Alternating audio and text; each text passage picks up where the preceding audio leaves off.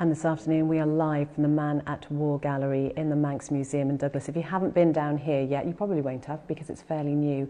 It is open 7 days a week from 10 a.m. in the morning, and it is well worth a visit. So many things to see and talk about in here. And it's beautifully organised as well. Every little sort of section, you know, whether there's wallpaper to make it feel like you're sort of in someone's room, they've created a sort of shelter, there's all kinds of things to look at, and the individual tiny objects with their explanations beside them, just fantastic. And we're not just saying that because Matthew Richardson, who was in charge of putting this together, is standing there. We're not saying that just before. Later on, I want to find out about that frog. There is a frog in one of the cabinets, which we'll find out about later. Definitely. I think he was a victim. Oh, but I'm delighted for the time being, though, to say that we are joined by two gentlemen. We're joined by one voice who some of you will have heard on the show earlier this week, Mr. Tom Quirk, who is the chairman of the Naval Association Isle of Man. Delighted that you could come down and be with us here today, Tom. Well, I came down to see John as well. Well, you mentioned John. This is John Galt that we're talking about, and we'll come to John in just a moment. But one of the reasons that John is here is because you suggested he would be an interesting person to talk to on the programme. Just tell us about how you met John. Well, John has been here since the war, but I've only been here since 1984, when my wife died. I came back to the Isle of Man, and after I'd settled down, I sought the RNA, and that's where I came across John. John was the one who registered the RNA after the war in London, and he was the one that organised the Sea Cadets, and he, in the RNA, they lived in different quarters then, and of course John's been with us ever since. And the RNA is the Royal Naval Association. That's right, yes. Now, go ahead, sorry, John. Yes, and of course John has been the figurehead. Anything I want to know, ask John. Now, John, I'm delighted you could be with us today as well. It's fantastic to meet you. I did meet you briefly at the weekend because I was collecting something from you. I was collecting your memoirs. Now, these, I think, came about because you were saying that in the 1950s, your children had basically kept saying to you, "What did you do in the war, Daddy?" And so is that what sort of inspired you to write your memoirs? Well, yes, that was the point. That I didn't want my great-grandchildren, I've got 7 of them, I didn't want them to say, "I don't know what my great-grandfather did in the war," because nobody asked them. I thought, well, I won't wait till I'm asked, I put it on paper.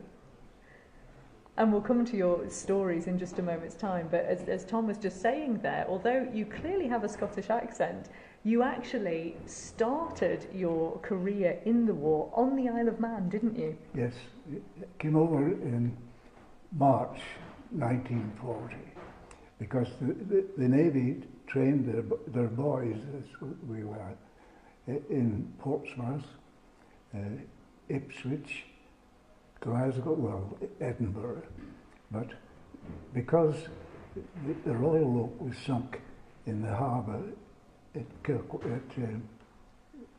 Scapa Flow, there were 200 boys on board that ship, and they were lost. I think fire or whatever it was. And the Lady MP insisted that no boys should go to war until they were 18. And that's why they took them all over to Isle of Man to train them. And we went from here straight to the ships because we were promoted at 17 and a half to ordinary seamen. We were no longer boys. It's just so young, isn't it? And the interesting thing that I read quite early on in your memoirs, as you were saying, the reason you chose to go into the Navy was because, of course, families of that era, parents were involved in the First World War, and it was your mother, wasn't it, who was quite determined that she didn't want you to join up at all, did she? That's quite true. She had lost 3 brothers, I think, in the First World War.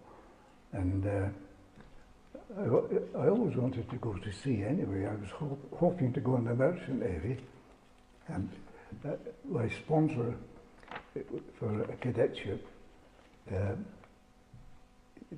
withdrew his interest when the first ship to be sunk in the war was Elder Dempster liner, first day of the war, I think she was, going to America with families who were over here, Americans, wanted to get away from it before it started. And there on the first day of the war, she gets torpedoed. So, and speaking of torpedoes, in your memoirs as well, you've included a number of photographs. And one is astonishing because it's actually a photo of a torpedo going past the aircraft carrier that you were on. We were attacking Madagascar at the time, at a port called Diegas Suarez, and they were frightened that the Japanese would use Madagascar because she was owned by the French. They were frightened that they would use that for the Japanese depot, the submarine depot. And we decided, not me of course, but we decided to take Madagascar over. And we just soldiering along quietly. And the captain, I think, was it, saw it. Missed it about 20 yards or something. But the photographer was always the main chance, took a photograph of it going past, so he flogged up. He flogged it everywhere on the ship. It's an incredible thing to see, it really is. Now, before we come back to your time actually serving, just a little bit about your time on the Isle of Man, because I'd be interested to know what it was like training at House Drake, and also tell us about a very important person that you met while you were here that actually ended up bringing you back to the Isle of Man. Well, the boys were allowed ashore, as we called it, 3 days a fortnight. And Manx people were very kind because they knew that they were only boys, and they were taking them in for tea. So they just asked them, come home, come in and have tea.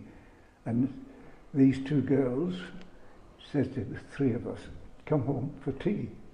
And one of them, well, took a fancy to her. But she corresponded with me all during the war. And I came over on one occasion on my leave to see her, and that sort of confirmed my hopes. And we got married just after the war was finished, in 1946.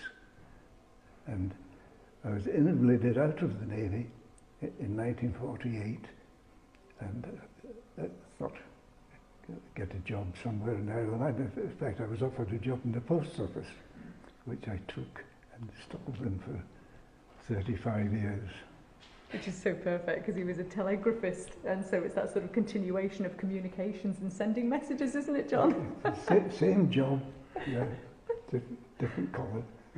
Well, talking to both Tom and John, we are standing in this Man at War gallery, and Tom, what are your thoughts walking through here?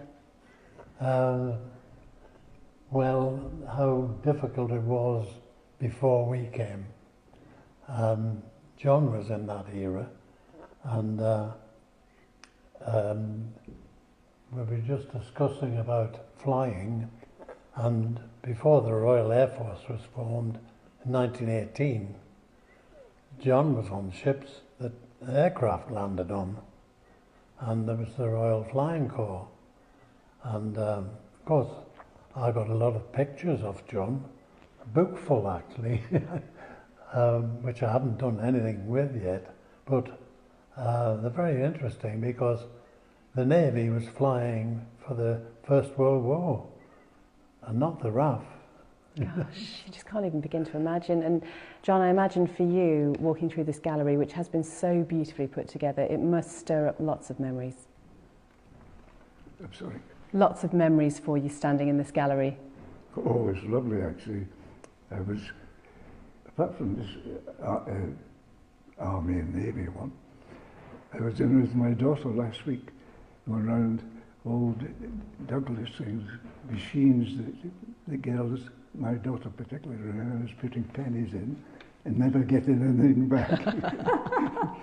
So the gentleman was very kind. He gave her a penny to put in. Oh. And she got nothing to make.